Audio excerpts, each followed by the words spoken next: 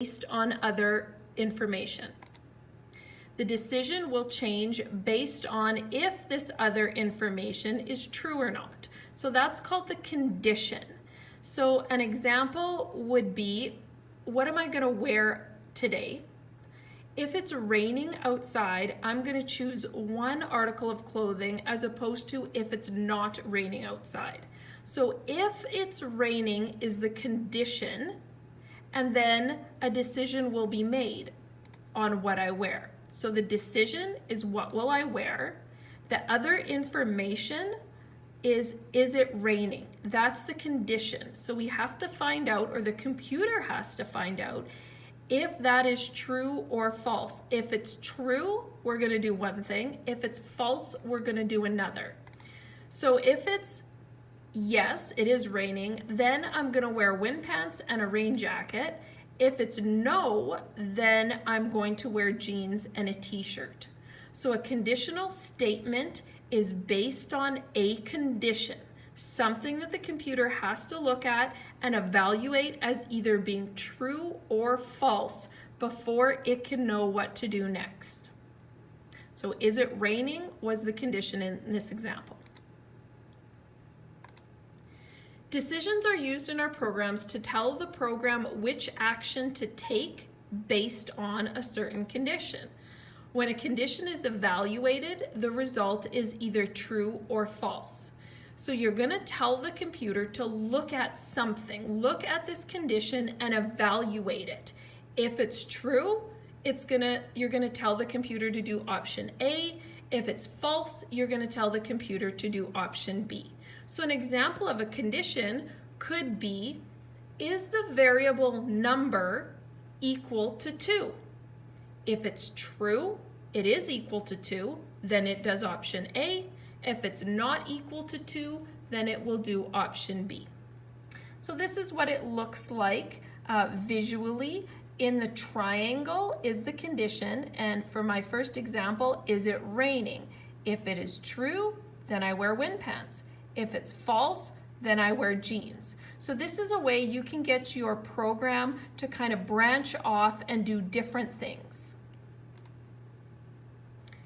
Program control.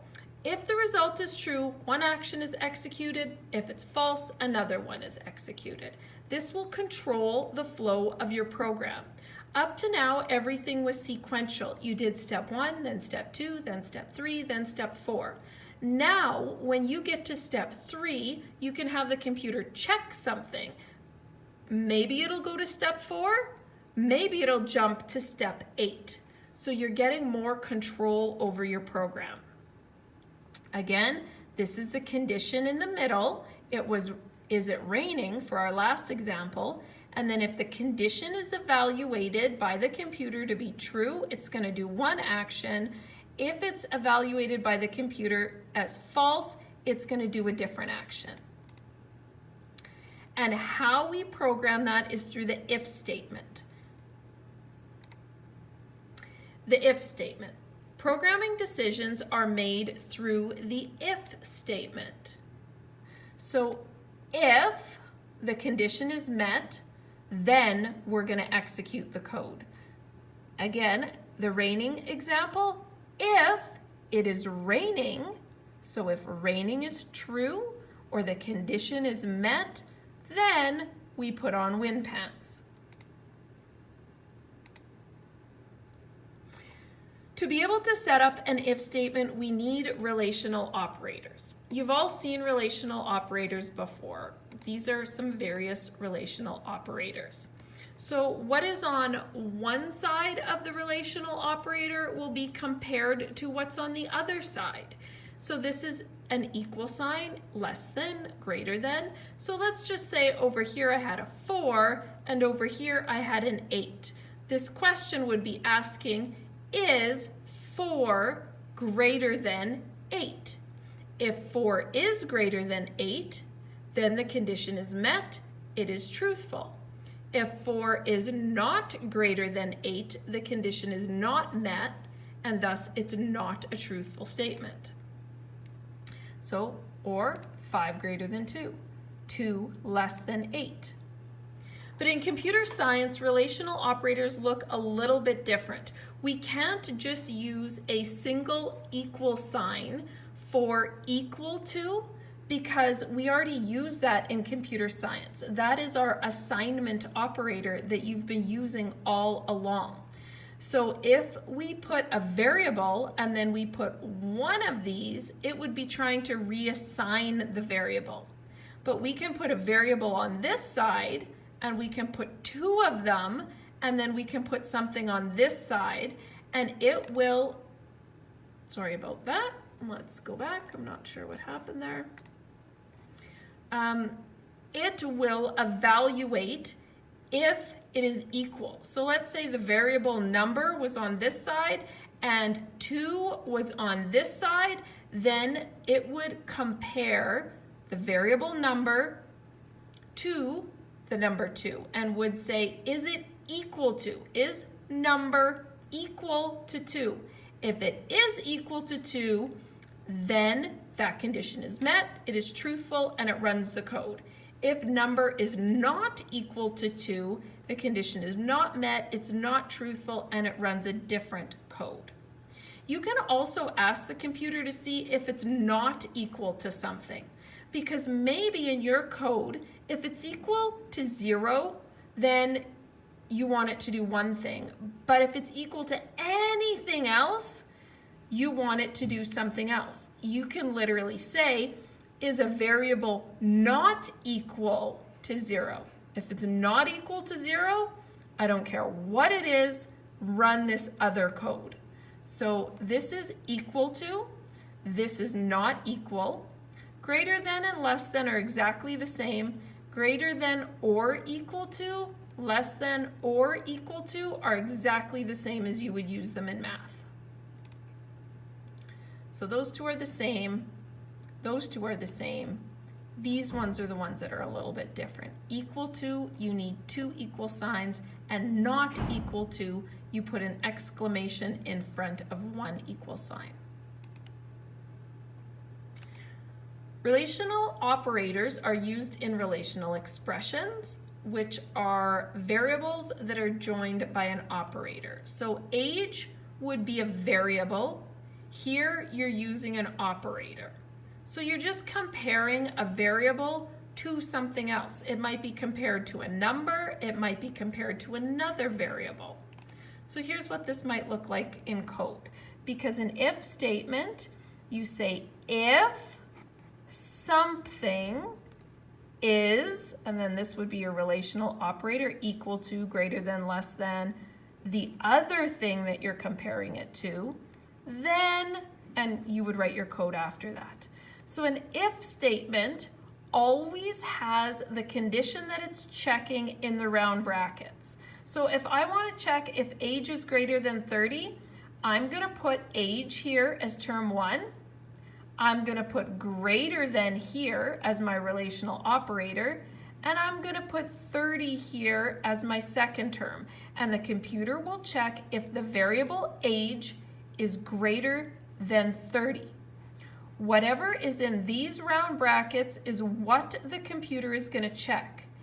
If whatever is in here is truthful, then it's going to run the code that comes after it. If it's not truthful, it won't.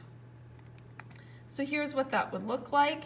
If round bracket age is greater than 30, round bracket, because everything that's in these round brackets is what it's checking, then ...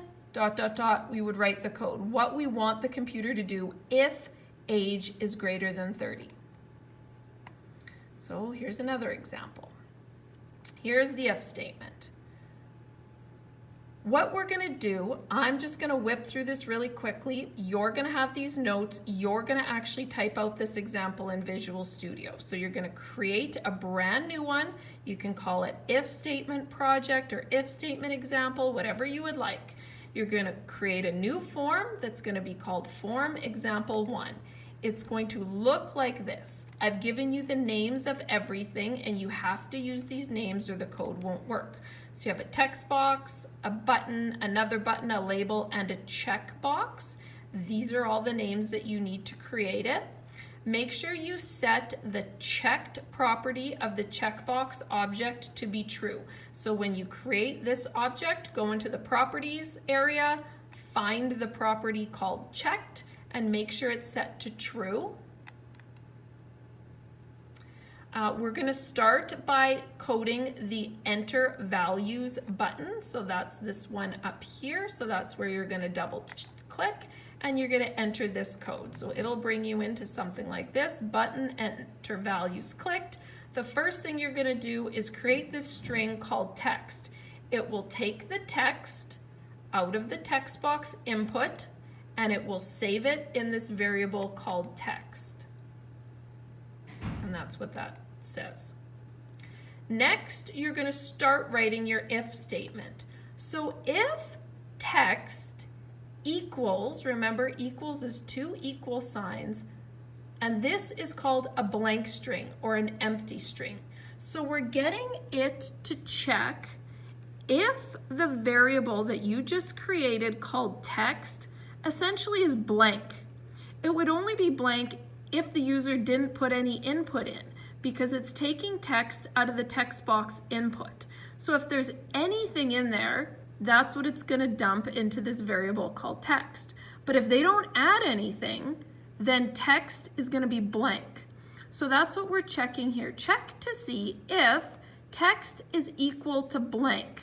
Whatever is in this round brackets is what it's going to check to see if that's true or not. Then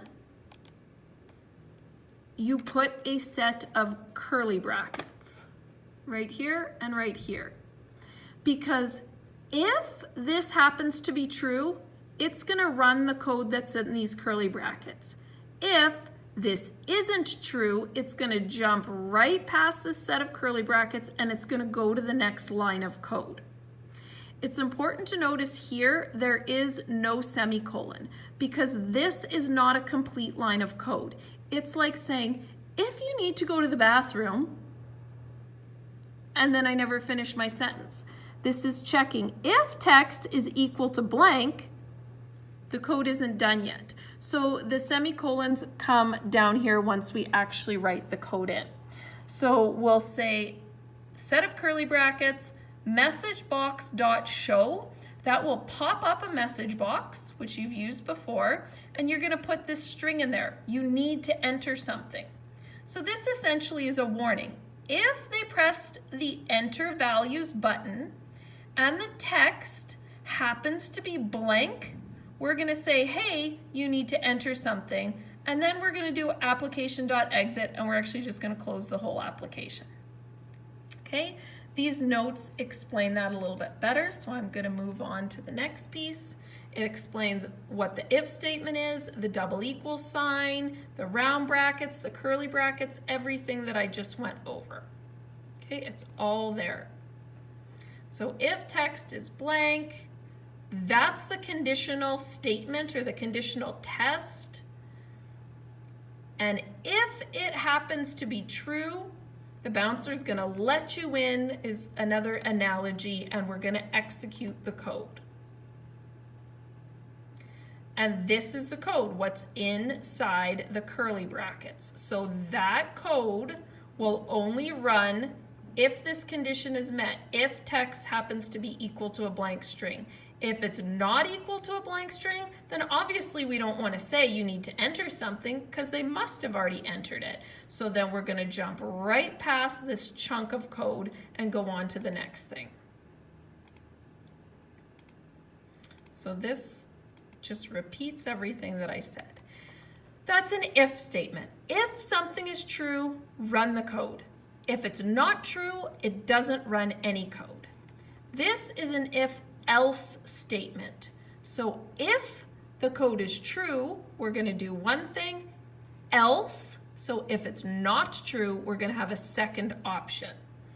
This is when you need to control the flow for both true and false. So this is where you need an option A and option B. So if the condition is met, then go ahead and execute the code. Else, execute this code. So that'll be different code. So we're still going to check the condition. Then we're going to execute either option 1 or option